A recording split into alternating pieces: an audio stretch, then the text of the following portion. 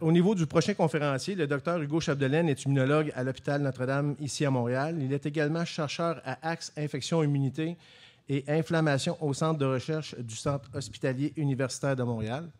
Excusez-moi, quand je parle, je suis toujours rapide dans les 5 premières minutes. Il est clinicien associé au service d'immunologie, rhumatologie et allergie au département de pédiatrie au Centre hospitalier universitaire de Sainte-Justine, ainsi qu'au Centre de médecine interne du département de médecine à l'hôpital Sacré-Cœur de Montréal. Je vous invite à l'accueillir.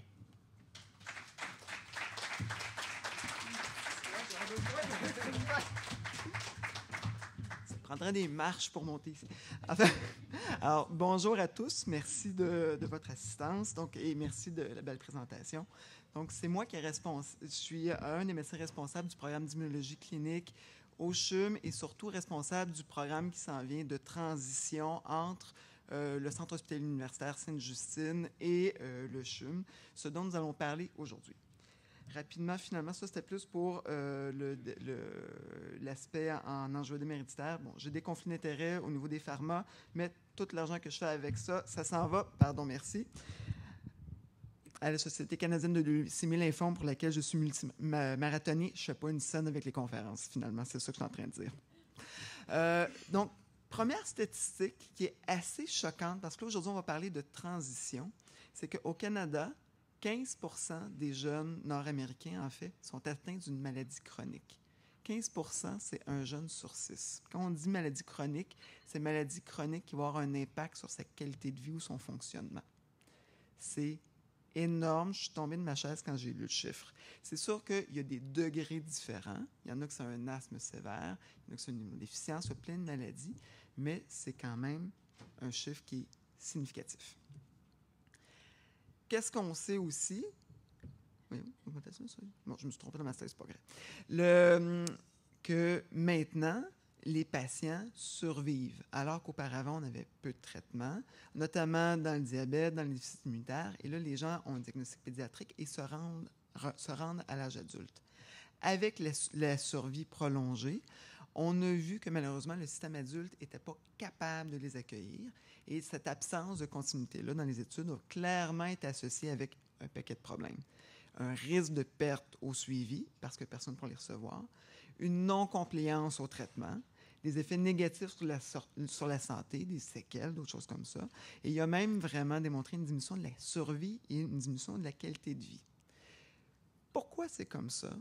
C'est parce qu'il y a quand même le milieu pédiatrique et le milieu adulte ont deux cultures qui sont complètement différentes.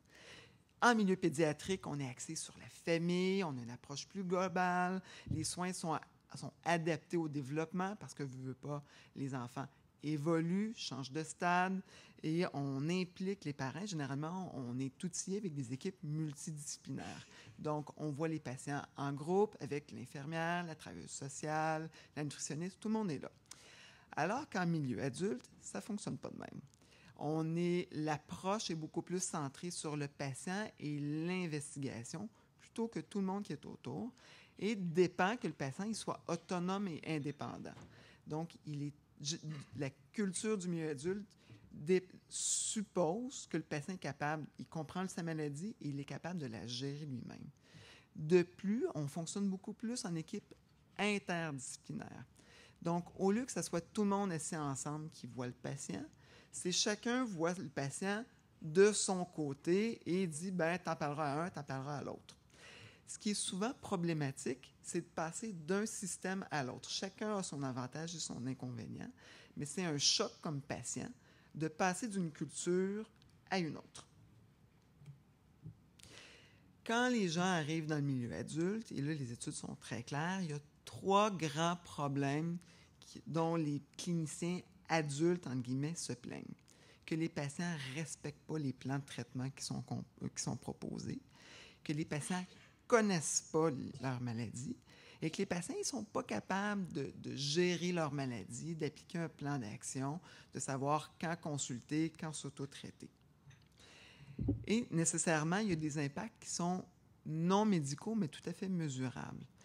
Le changement de culture médicale est clairement associé à une augmentation des symptômes de dépression, à un isolement social du patient et une augmentation du stress par rapport à quelqu'un qui n'a pas à consommer des soins de santé. Stress par rapport à des idées de mort, à l'image de son propre corps, à l'avenir, à l'école, et j'en passe. C'est pourquoi l'OMS a émis l'idée d'une médecine qu'on va parler de médecine transitionnelle. Ça veut dire quoi, la médecine transitionnelle? Et là, j'ai vraiment fait du copier-coller du document de l'OMS. C'est un mouvement intentionnel et planifié d'adolescents atteints d'une maladie chronique entre les soins axés sur les enfants et les soins orientés vers les adultes. La version courte, c'est de créer une zone tampon pour que la personne soit capable de s'adapter et à la fois que le système s'adapte au patient, plutôt que ce soit uniquement le patient qui s'adapte au système. Plusieurs objectifs qui ont été énoncés par l'OMS et entérinés aussi par la Société canadienne de pédiatrie. Je vous les cite. Objectif numéro 1, c'est la participation de l'adolescent à la prise en charge de sa maladie. Comme on disait auparavant, en pédiatrie, souvent, la charge des soins est laissée aux parents, à l'équipe multidisciplinaire, et l'enfant a malheureusement pas beaucoup son mot à dire sur la prise en charge. Donc, c'est encourager dès le départ que l'adolescent soit impliqué dans les décisions, comment ça fonctionne. Que l'adolescent, le deuxième objectif, c'est que l'adolescent et sa famille comprennent la maladie. Donc, c'est pas juste « je suis atteint de ça », mais ça veut dire quoi? Pourquoi j'ai ça? C'est quoi les impacts? Aussi de comprendre le potentiel personnel d'activité, d'éducation, de loisirs et de carrière. Ça, en gros, ce que ça veut dire, c'est que oui, j'ai une maladie, mais c'est quoi les impacts pour mon futur? Et pas juste mon futur médical. Est-ce que ça va modifier mon choix de carrière? Est-ce que ça va modifier mes plans d'avoir des enfants? Est-ce que je suis fertile? Est-ce que je peux transmettre ma maladie? Est-ce qu'il y a des choses que je ne devrais pas faire? C'est un aspect qui doit être abordé dans la médecine transitionnelle.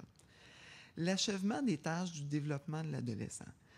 Parce qu'on sait que quand les adolescents sont atteints d'une maladie chronique, il peut y avoir un retard dans l'évolution des acquis sociaux.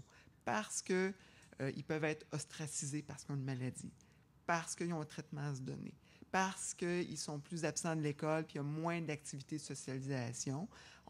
Tout le monde va se rendre au même point, mais il peut y avoir un décalage. Donc, le but, c'est quand même d'outiller l'adolescent pour se rendre plus rapidement là, puis de l'amener au même point que les autres. Et finalement, le but ultime, c'est la réalisation de l'estime de soi, de la confiance en soi. Finalement, que l'adolescent ait une vie normale, comme s'il n'était pas malade. C'est ça le but ultime qu'on vise en médecine transitionnelle. Comment ça se passe au Québec? Bien malheureusement, ça c'est spécifique à l'immuno, on a des croûtes à manger. Il n'y a pas d'équipe transitionnelle à proprement parler, selon la définition de l'OMS. Ça, c'est la situation au niveau de l'immunologie dans les 4 hôpitaux universitaires. Donc, à Sherbrooke, c'est principalement le Dr Chantal Lemire qui s'occupe des patients immunodéficients pédiatriques. Et malheureusement, il n'y a pas d'immunologue adulte actuellement à Sherbrooke. Donc, c'est elle qui continue de s'en occuper, même si elle est pédiatre rendue à l'âge adulte. À Québec, ils ont choisi un autre modèle que je trouve très intéressant, c'est que c'est une équipe en tant que telle, puis en fait, de ce que j'en comprends, c'est la même équipe qui s'occupe des patients pédiatriques et adultes, puis un peu en rotation. Donc, ça ne demande pas nécessairement de voir des nouveaux visages, mais il n'y a pas de transition en tant que telle. Du côté de McGill, en fait, l'équipe est pareille, c'est juste que le lieu physique est différent. Auparavant, les patients de McGill étaient vus au Children. Maintenant, c'est sur le site Glenn. Et l'immunologie adulte se fait sur le site Montreal General, mais c'est quand même le même personnel médical qui s'occupe des patients. Ceci dit, évidemment, pour les raisons de locaux physiques, ce n'est pas les mêmes personnels paramédicaux, infirmières, travail social et compagnie. Et à Montréal, on a décidé qu'on ne faisait rien comme tout le monde. L'équipe médicale est différente et le lieu physique est différent. Quand j'ai Montréal, c'est l'Université de Montréal.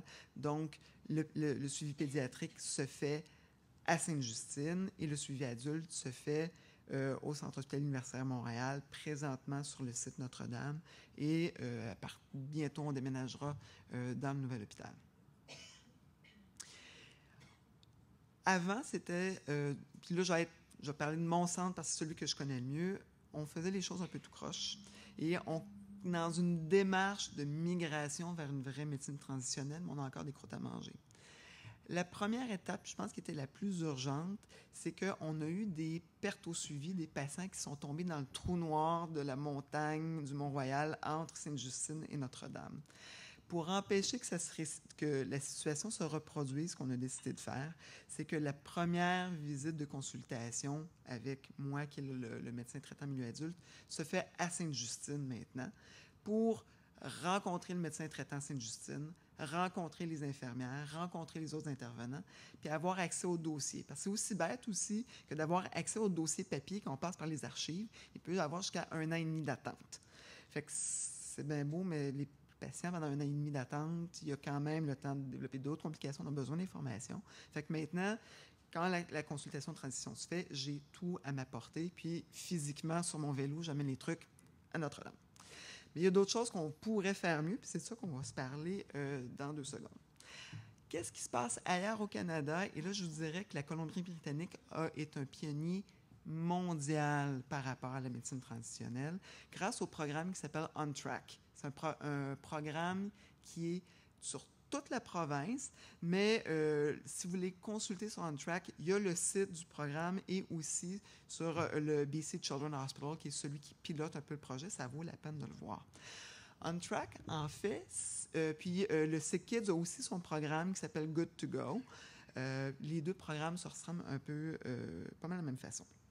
Et là, je vous explique, c'est pas un programme nominatif par rapport à une maladie en particulier.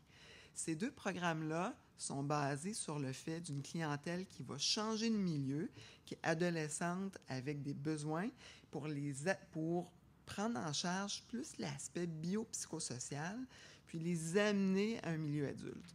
Le souci, c'est qu'évidemment, ce n'est pas l'équipe qui va traiter la maladie chronique. Alors, j'en vois déjà qui vont dire, bon, c'est un autre rendez-vous avec le docteur.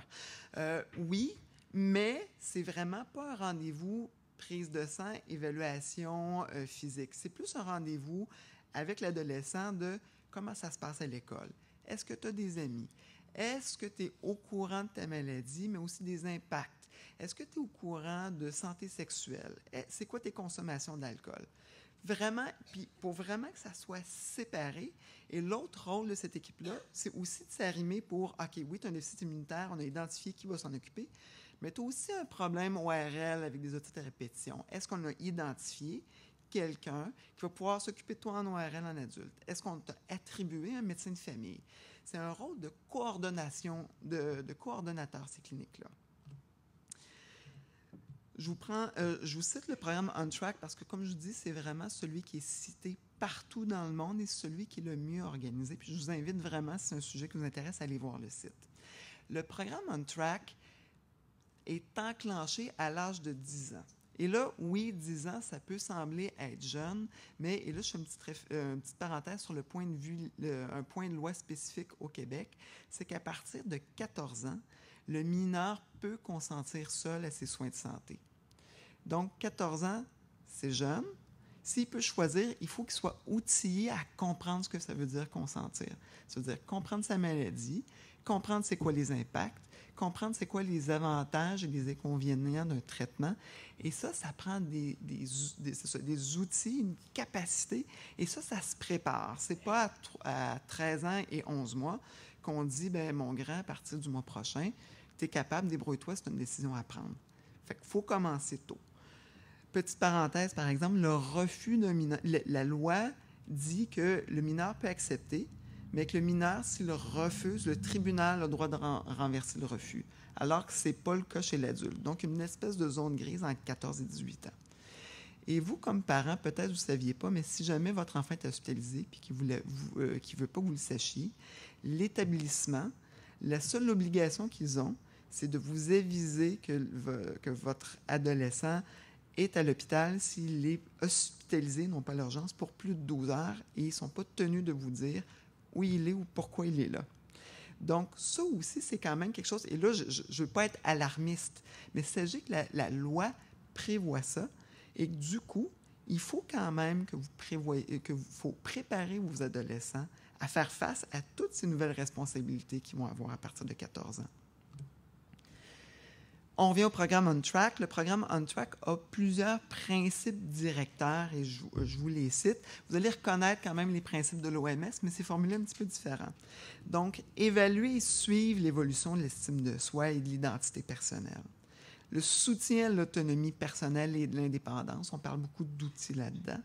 Le développement sexuel continu. Parce que c'est une notion que souvent, on oublie le développement sexuel. C'est quand même une des périodes charnières de l'adolescence là-dessus.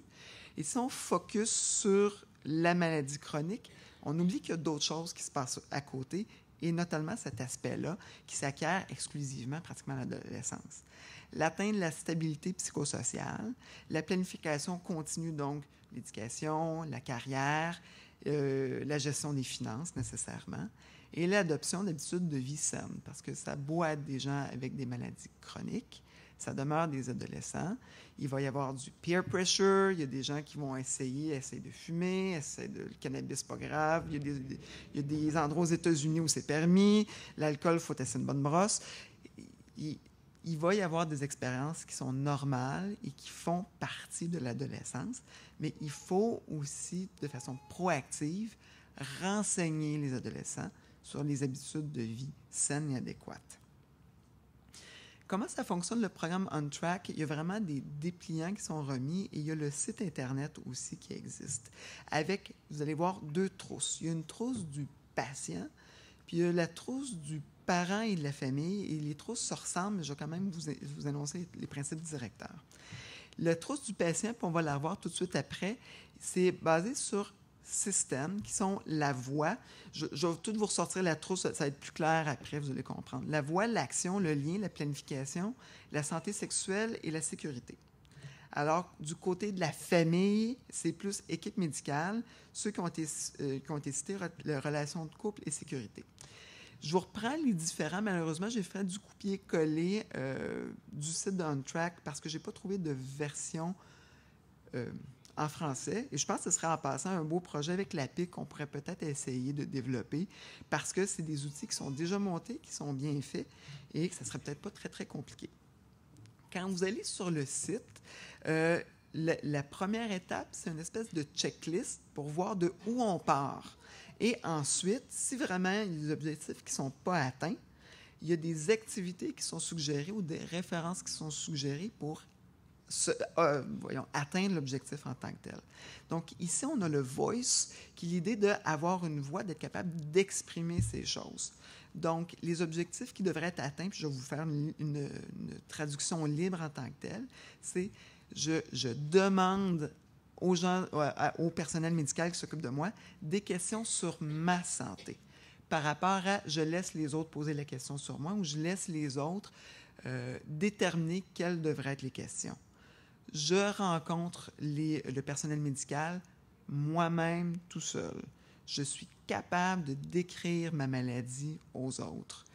Quand mes symptômes ne vont pas bien, je suis capable moi-même de communiquer avec la clinique pour dire que ça ne va pas bien.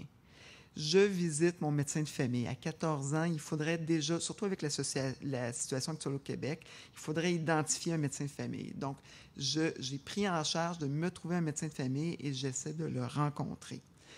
Je connais les impacts à long terme de maladie. Je connais mes droits. Je connais, justement, on en parlait, là, les risques et bénéfices dans un contexte de consentement. Et je connais qui sera l'équipe qui va s'occuper de moi quand je serai transféré en milieu adulte.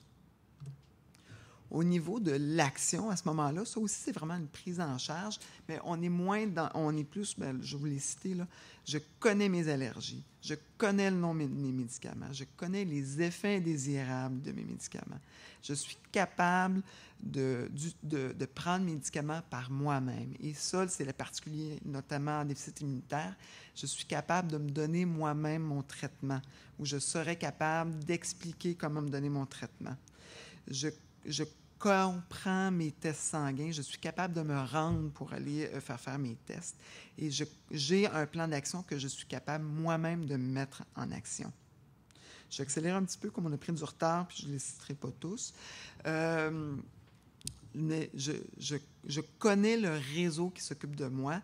Je suis capable, ça c'est au niveau des connexions, je suis capable d'en parler, je suis capable d'identifier les différents intervenants. Et les activités comme aujourd'hui, c'est bien important. Je suis capable, au besoin, de communiquer avec d'autres gens qui ont la même maladie ou j'ai un réseau de gens qui comprend qu'est-ce que je vis.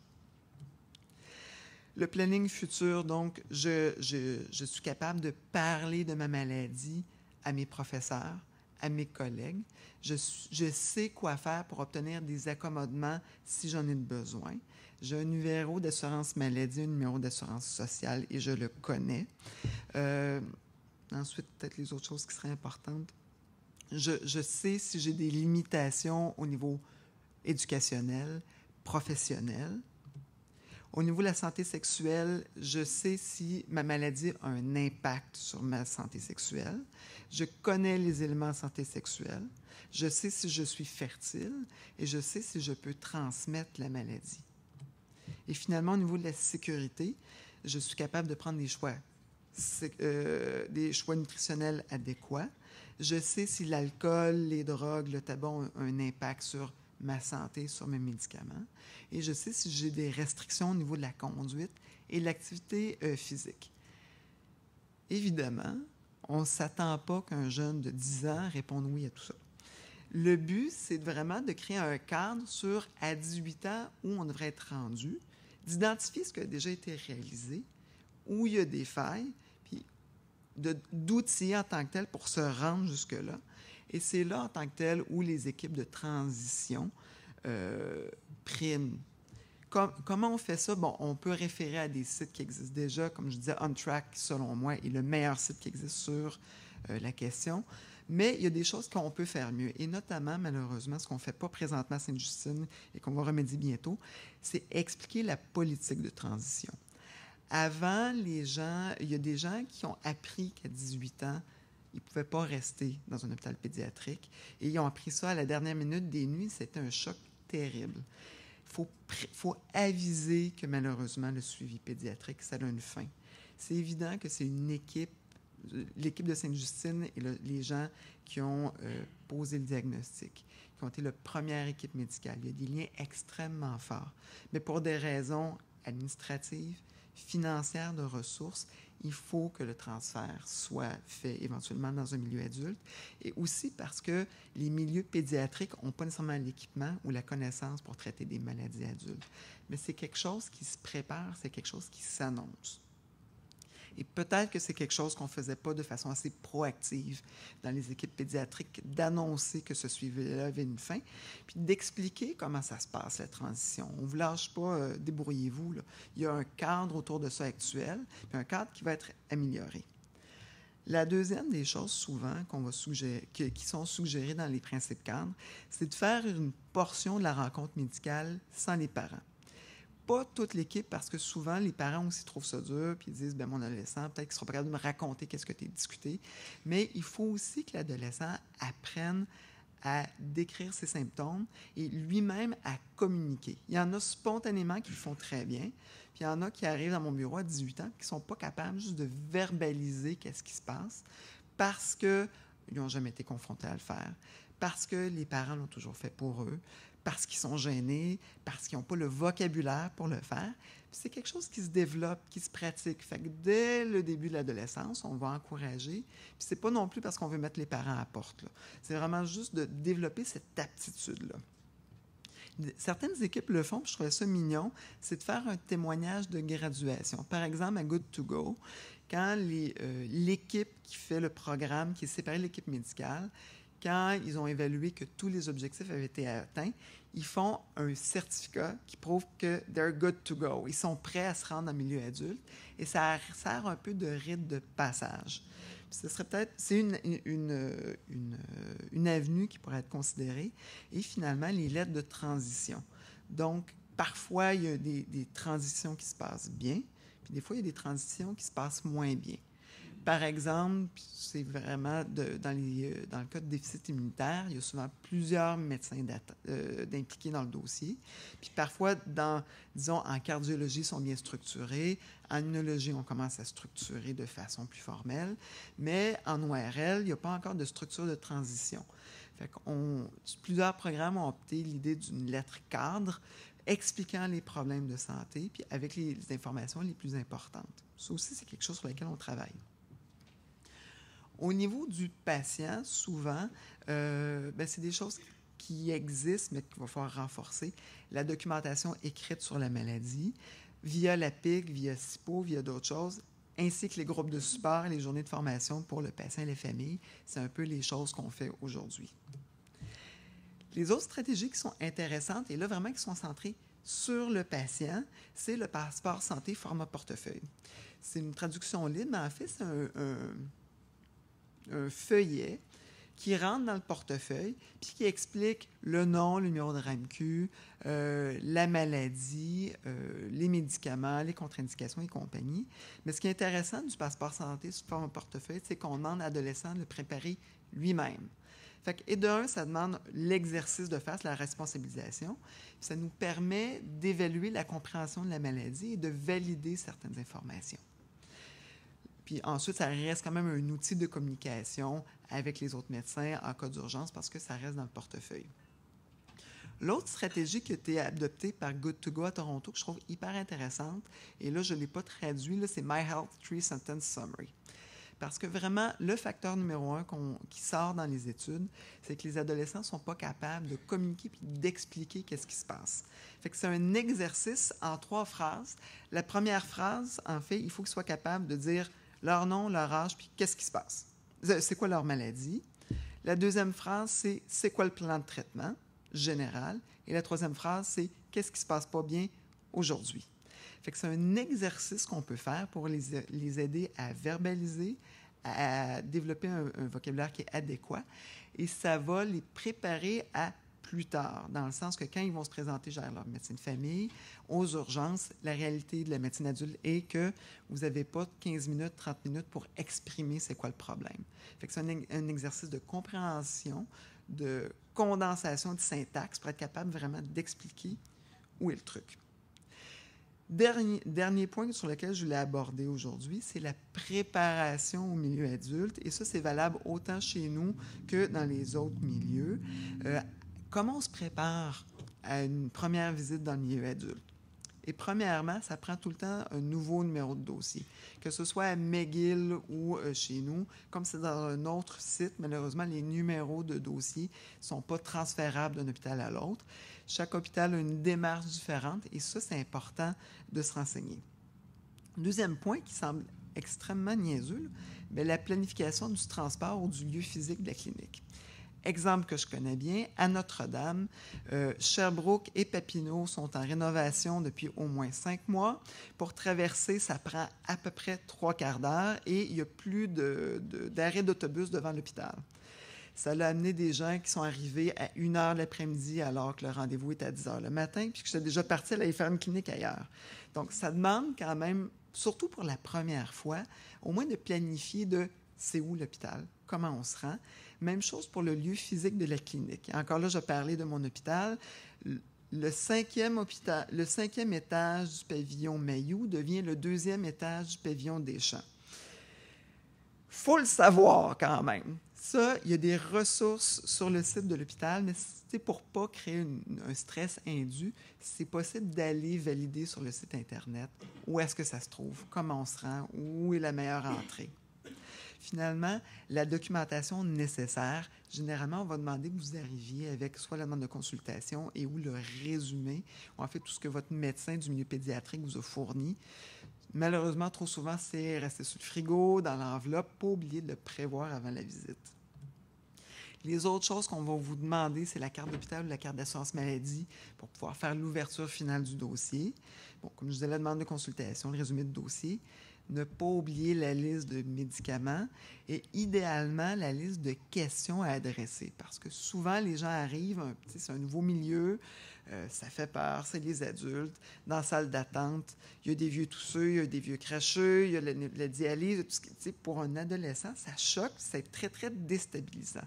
Fait qu'idéalement, quand il y a des questions qui sont déjà connues, essayez de les avoir par écrit pour ne pas oublier de poser les questions. L'agenda, soit l'agenda scolaire ou l'agenda, parce que souvent, chez nous, les rendez-vous, et en fait, dans tous les milieux adultes, le rendez-vous se prévoit déjà pour la prochaine rencontre et il n'y a pas de rappel. Il n'y a pas d'équipe dédiée pour vous dire, il faut rappeler une semaine avant, oublie pas, tu as un rendez-vous. Et, ben là, je ne sais pas si je travaille, je ne sais pas, j'ai un examen, je ne sais pas si c'est la semaine de relâche. Pas oublier d'amener de l'agenda pour avoir une idée dans 3 mois qu'est-ce qui se passe. Et idéalement, on suggère une collation et un livre. Parce que malheureusement, les adultes, on a plus de patients à avoir. Des fois, il y a des délais. C'est pas parce qu'on vous aime pas, c'est parce pas qu'on est efficace. C'est la réalité du milieu adulte. Ça peut être ça aussi déstabilisant, mais on n'est pas aux 10 minutes près. Fait qu'amener le téléphone cellulaire, ça peut aussi servir de passe-temps et d'agenda, une collation, un livre, en prévision que ça se pourrait qu'il y ait un délai avant votre première consultation. Les particularités en déficit immunitaire primaire, parce que là, c'est des beaux principes en généraux. La première des choses, c'est quand même le traitement. On est les seuls qui ont l'administration d'immunoglobuline, soit intraveineuse ou sous-cutanée. Comment ça se passe chez nous, en fait? Pour le sous-cutané, on a une infirmière qui a été dédiée au programme. L'équivalent, bon, je ne les nommerai pas, mais excellentes infirmières de Sainte-Justine, on a notre pendant au CHUM, qui vont être rencontrées lors de la première rencontre. Il y a eu beaucoup de questions qui nous ont été adressées par rapport à la technique d'administration, soit la méthode push, où c'est le patient qui va manipuler lui-même la seringue versus la pompe. Et parce qu'il y avait eu malheureusement mauvaise presse, puis il a été véhiculé qu'en adulte, tout le monde est obligé de passer au push, puis il n'y avait pas d'affaire. Le seul traitement qui fonctionne, c'est le traitement que le patient est à l'aise de se donner puis qui va se donner. Fait qu'on ne force jamais personne à changer de technique d'administration. Ce qu'on va souvent faire, par exemple, c'est vous la montrer, la méthode push. Parce que rendu à 18 ans, le push, l'avantage, c'est que ça va plus vite souvent par rapport à la pompe. La pompe, les gens ont leurs 2 mains, ils peuvent faire d'autres choses en même temps. Puis, ça revient un peu à ce que le Dr Haddad disait tout à l'heure, entre immunoglobuline intraveineuse ou sous-cutanée. L'important, c'est que les patients aient le choix, sachent qu'ils aient le choix, puis c'est selon leur préférence. C'est la même chose entre la pompe ou le push. L'important, c'est que les patients sachent qu'il y a 2 techniques et qu'ils aient le choix. Moi, je ne suis pas plus payé à la fin de la journée que vous fassiez un ou l'autre. Au niveau des immunoglobulines intraveineuses, ça demande un petit peu plus de planification parce que malheureusement, souvent lors du premier rendez-vous, il va aussi avoir la première administration d'immunoglobulines intraveineuses et il faut aussi aviser le centre de jour de l'hôpital pédiatrique pour pas qu'il y ait un dédoublement et qu'il y ait des patients qui soient pénalisés parce qu'il y avait une plage horaire de prévu puis qu'on annule à la dernière minute. Ça, généralement, ceci dit, ça se passe assez bien encore là grâce à nos infirmières pivots. Les 2 autres questions, souvent, qui nous sont adressées de façon plus spécifique en déficit immunitaire, c'est la question de voyage et d'études. Parce que, c'est des produits sanguins. Est-ce que je peux me promener à l'extérieur du Québec, à l'extérieur du Canada? C'est évidemment, le sous-cutané a l'avantage que c'est un produit en auto-administration. Beaucoup plus simple de se donner le médicament soi-même, puis de l'amener, puis de revenir de temps en temps au Québec le chercher ou d'autres choses. Sachez, ceci dit, que j'ai des patients qui ont été partout dans le monde. J'ai des patients qui reviennent de passer 4 mois au Japon. J'en ai une qui est partie 1 an à Marseille. Tout s'organise et le but ultime en déficience, c'est que les gens aient une vie normale. Le pendant, c'est que ça se planifie.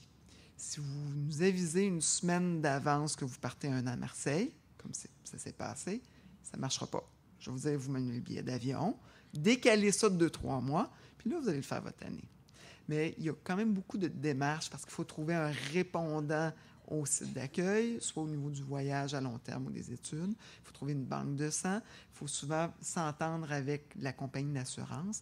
Donc, c'est des démarches qui sont tout à fait possibles. Il faut juste, par exemple, planifier un petit peu d'avance. L'autre chose, c'est souvent la question du choix de carrière. Est-ce qu'il y a des métiers que je ne devrais pas faire? Est-ce que j'ai des contre-indications par rapport à mon déficit immunitaire? Et là, malheureusement, ce n'est pas simple. La grande majorité, la réponse sera il n'y a pas de contre-indication absolue. Il y a seulement des démarches à faire. L'exemple le plus simple, je vous dirais, c'est souvent, on a plusieurs qui ont fait des études en soins infirmiers, puis on demande la vaccination. Mais l'idée de vacciner dans un contexte d'études de soins infirmiers est souvent le vaccin ne prend pas. Puis les sous-cutanés remplacent la vaccination. Mais ça, souvent, il faut appeler l'établissement d'enseignement, il faut faire les documents nécessaires. Mais encore là, tout s'organise. Ça demande juste un petit peu de planification. Et, mon Dieu, je rentre dans les temps malgré tout, quasiment. En conclusion, rapidement, le processus de transition, c'est surtout que ça nécessite une prise en charge globale. Souvent, les médecins, on est focusé vers le patient, la maladie, mais il y a plein d'autres aspects autour de la transition qui doivent être pris en charge. L'implication doit être faite de l'équipe médicale, de la famille du patient, et qu'il y a des outils qui sont nécessaires. Il y a des outils qui sont existants. On travaille présentement à développer des nouveaux, et en français, et de bâtir une structure plus adaptée par rapport aux soins de transition. Là-dessus, ça transmet ce que j'avais à vous dire.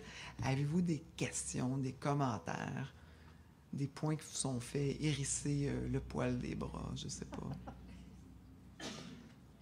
Gênez-vous pas, je ne m'en pas. Je vais répéter les questions comme il y a une capture vidéo. Là. Ah, OK. Où il y aura le micro. Bonjour. Bonjour. Je voulais savoir, on voulait faire, là, on a appris aujourd'hui qu'on devait faire tester notre enfant. Par rapport au diagnostic qui va être posé, est-ce qu'on peut faire envoyer le diagnostic à Sainte-Justine plutôt qu'au pédiatre ou au médecin qui suit actuellement ma conjointe, si elle est traitée dans un hôpital, mais on n'est pas certain de... Tu veux-tu répondre? OK.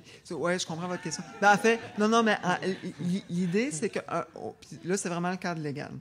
La responsabilité du résultat dépend du médecin qui est le prescripteur. Parce qu'il faut que quelqu'un reçoive le résultat. Ceci dit, vous pouvez demander est-ce qu'il y a des copies qui soient acheminées à d'autres médecins. Ça, c'est votre prérogative, mais il y a comme un prescripteur principal. Après ça, c'est vraiment un diagnostic de poser. Là, tout s'organise, puis, bon, évidemment, là, vous connaissez le réseau, puis on pourra organiser pour avoir une prise en charge adéquate si vraiment il y a une anomalie. Puis, est-ce que vous avez dit que le traitement remplace la vaccination? Bien, en fait, c'est pas tout à fait remplace. Là, j'ai un peu simplifié le truc. C'est que dans les immunoglobulines, nécessairement, le pool de donneurs a été vacciné contre l'hépatite B, contre la diphtérie, contre le tétanos. Donc, les gens reçoivent par leurs immunoglobulines sous-cutanées ou intraveineuses des anticorps qui combattent la diphtérie, le tétanos et l'hépatite B. Fait que c'est pour ça que, la question de la vaccination chez les gens avec le déficit immunitaire, ça prend 1h30 juste à régler cette question-là. Mais dans le cadre de soins infirmiers, on ne va pas vacciner, par exemple, contre l'hépatite B parce que, et de un, les gens sont protégés grâce à leurs immunoglobulines qu'ils reçoivent, puis le vaccin ne fonctionnera pas de toute façon. Est-ce qu'il y a d'autres questions?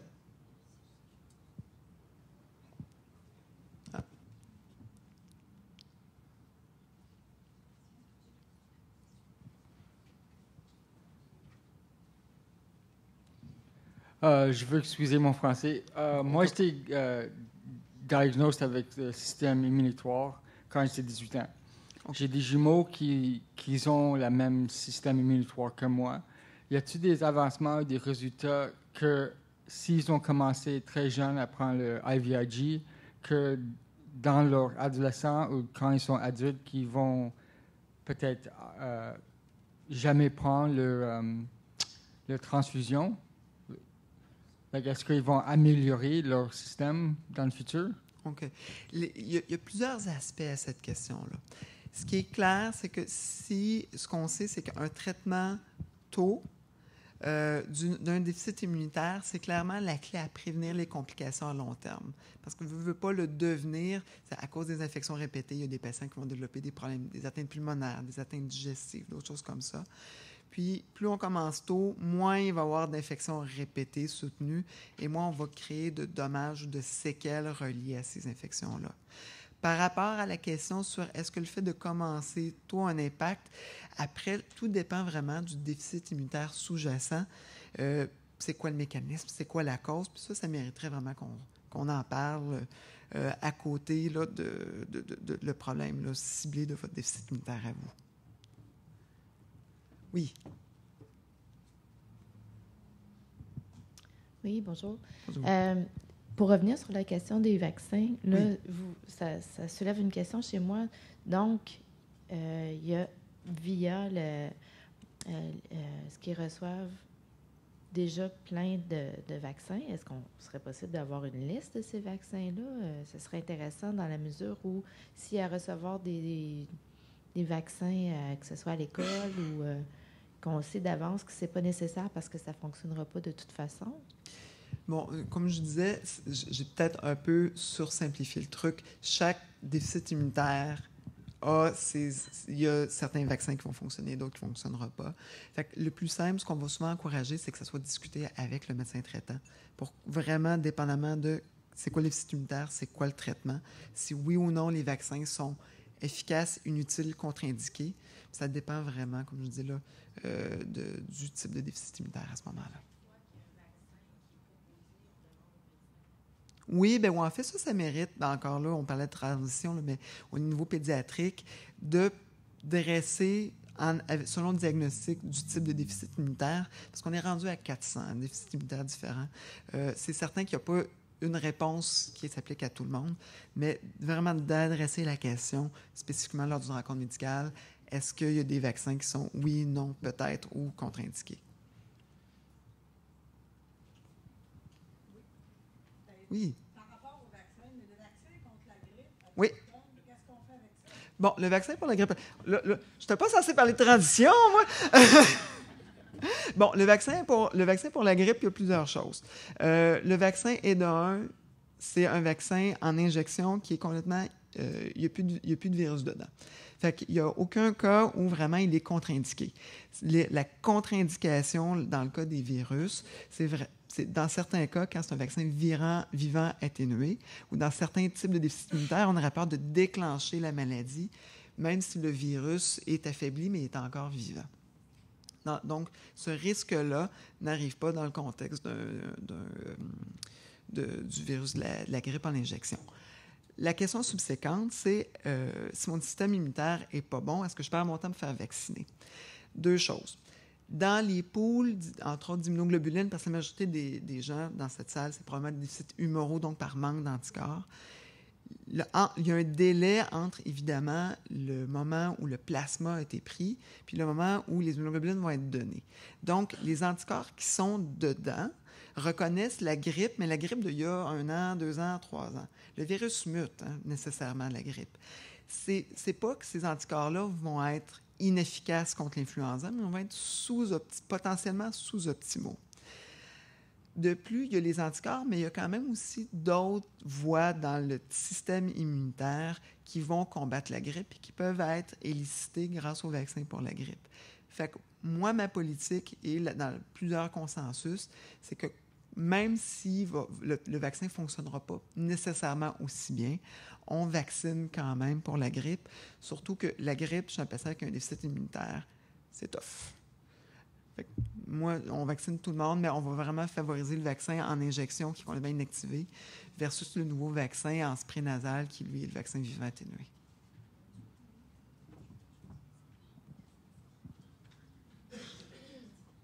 On a une dernière question. Bonjour, en fait, Bonjour. c'est pas une question. Moi, c'était plus pour donner un commentaire. On vient de passer à travers le processus de transition. On est passé de Sainte-Justine, Dr Haddad, à votre hôpital avec vous. Et je n'ai aucun commentaire négatif à faire. Ça s'est bien fait. Mon fils a maintenant... Il va avoir 20 ans. il est resté à Sainte-Justine jusqu'à 19 à peu près, le temps que la transition se fasse. J'ai beaucoup participé, puis je pense qu'on a un rôle à jouer comme parents à la prise en charge de la maladie par le jeune. Moi, j'ai toujours pris des notes parce que je n'ai pas confiance en la mémoire à long terme.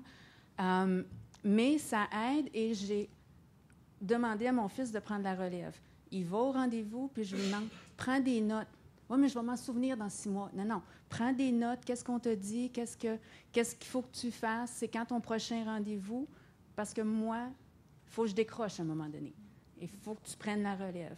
Et ça se fait, c'est long, la prise en charge par lui-même, mais la transition d'un hôpital à l'autre, d'un médecin à l'autre, pour l'avoir vécu dans la dernière année, ça s'est très bien fait pour nous. Bon, merci beaucoup. Ça fait du bien des fois de se faire dire des compliments, parce qu'on travaille fort, veut pas. Puis vous amenez peut-être un détail qui est très important, la place des parents. Parce que là, les programmes On Track et compagnie vont souvent amener l'idée que quasiment qu'à 18 ans, il faut que les parents disparaissent. C'est un objectif.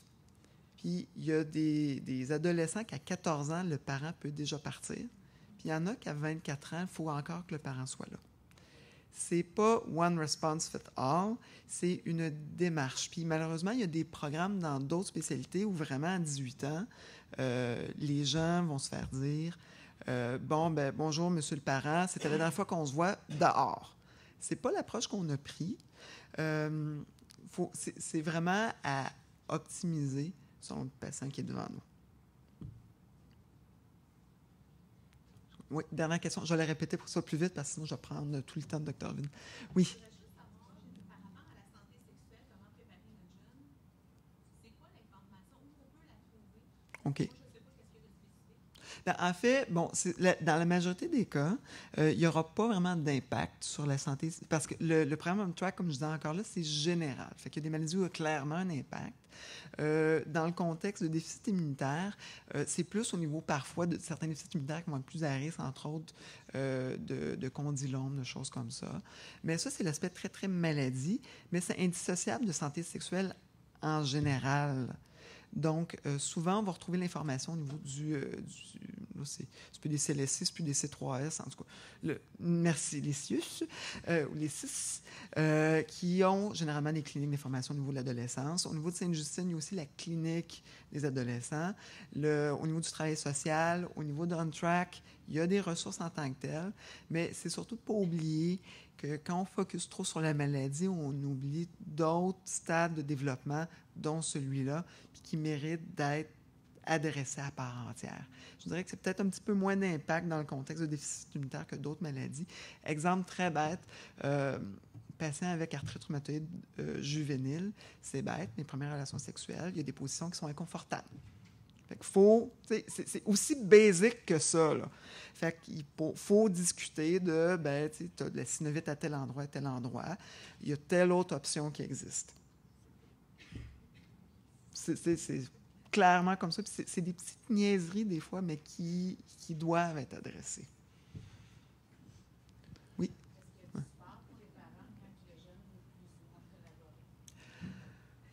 Ça, oui. Bon, regardez.